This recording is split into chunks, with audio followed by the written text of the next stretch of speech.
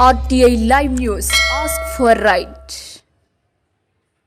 మండల కేంద్రంలోని నెహ్రూ సెంటర్లో సార్వత్రిక సమ్మెను జయప్రదం చేయాలని కోరుతూ సోమవారం సిఐటియు ఆధ్వర్యంలో సంతకాల సేకరణ కార్యక్రమాన్ని ముఖ్య అతిథిగా పాల్గొన్న సిఐటియు రాష్ట్ర ప్రధాన కార్యదర్శి పాలడుగు భాస్కర్ విలేకరుల సమావేశంలో మాట్లాడుతూ వ్యవసాయ రంగంలో నూతన విప్లవాన్ని తీసుకువచ్చేందుకు డాక్టర్ స్వామినాథన్ కమిటీ సిఫారసులను అమలు చేస్తామని చెప్పిన బీజేపీ ప్రభుత్వం ఆహార ధాన్యాల పంటతో పాటు వ్యాపార పంటలను ప్రోత్సహించాలని డిమాండ్ చేశారు. ఉపాధి పనులలో కొలతలు లేకుండా కేరళ రాష్ట్ర తరహాలో కనీస కూలీ 600 రూపాయలు చెల్లించాలని, కార్మికులకు కనీస వేతనం చెల్లించాలని, 8 గంటల పని విధానాన్ని అమలు చేయాలని డిమాండ్ చేశారు. కార్మికుల హక్కుల సమస్యల పరిష్కారం కోసం సంఘాలు పెట్టే విధానాన్ని బీజేపీ రద్దు చేయడం దారుణమని మండిపడ్డారు. 10 ఏళ్ల బీజేపీ పాలనలో నిరుద్యోగం, ఆకలి, దారిద్ర్యం పెరిగిందని, పెట్టుబడిదారుల సంపద పెరిగిందని, కార్మికుల సంపద తగ్గిందని చెప్పారు. నిత్యావసర వస్తువుల ధరల పెరుగుదల నియంత్రణ చట్టం ఉండగా బీజేపీ ప్రభుత్వం ఈ చట్టాన్ని రద్దు చేస్తుందని, ప్రభుత్వ రంగం వాటాలను అమ్మడం, కాంట్రాక్టు, అవుట్సోర్సింగ్ ఉద్యోగాలు అమలు చేస్తున్నారని అన్నారు.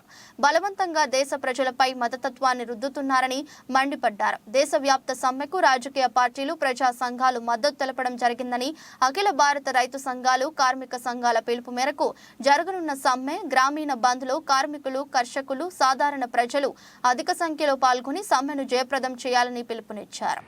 కేంద్ర బీజేపీ కార్పొరేట్ మతోన్మాద విధానాలకు వ్యతిరేకంగా 2024 ఫిబ్రవరి 16వ తారీఖున దేశవ్యాప్తంగా కార్మికుల సమ్మె, రైతాంగం గ్రామీణ బంధు పిలుపునిచ్చారు.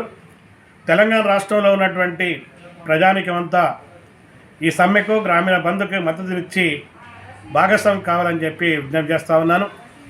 కేంద్రంలో నరేంద్ర మోడీ ప్రభుత్వం, బీజేపీ ప్రభుత్వం అధికారులకు వచ్చి 10 ఏళ్ళు గడిచింది. ఈ 10 ఏళ్ల కాలంలో ప్రజలకు ఇచ్చినటువంటి హామీల్ని విస్మరించారు. రైతులు, కార్మికులు, వ్యవసాయ కూలీలకు సంబంధించిన అంశాల మీద వ్యతిరేకమైన నిర్ణయాలు చేశారు. కార్మిక చట్టాలు రద్దు చేసి పెట్టుబడిదారుల ప్రయోజనాల కోసం వాటిలో మార్పులు తీసుకొచ్చారు. డాక్టర్ స్వామినాథన్ ఇచ్చినటువంటి సిఫారసుల మేరకు రైతాంగానికి కనీస మద్దతు ధర ఇవ్వాలనేటువంటి డిమాండ్ని పట్టించుకోవడం లేదు. నిరుద్యోగులకి ఉద్యోగాలు ఇవ్వడం లేదు. గ్రామీణ ప్రాంతంలో ఉపాధి దొరికేటువంటి గ్రామీణ ఉపాధి హామీ పథకానికి నిధులు తగ్గించారు.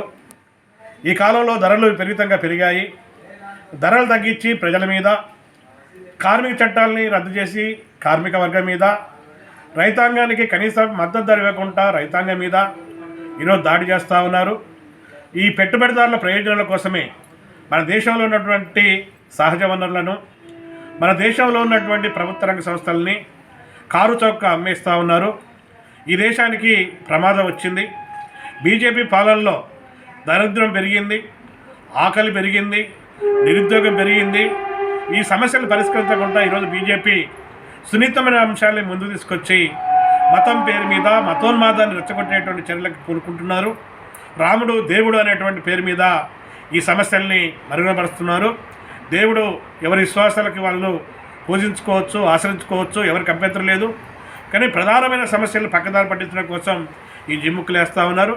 ఈ ప్రభుత్వ విధానాలని ప్రతిఘటించడం కోసం, ప్రజా అనుకూల విధానాలు, ప్రత్యామ్నాయ విధానాలు తీసుకురావడం కోసం ప్రజలు ఈరోజు ఉద్యమాలకు రావాల్సినటువంటి సమయం ఆసన్నమైంది. ఈ ప్రభుత్వం తన వైఖరి మార్చుకోకపోతే 2024లో జరిగేటువంటి పార్లమెంటు ఎన్నికల్లో బీజేపీని గద్దెదించేటువంటి పద్ధతుల్లో మా పోరాటాన్ని ముందుకు సాగుతామని చెప్పి హెచ్చరిక చేస్తా ఉన్నాం. ఓకే.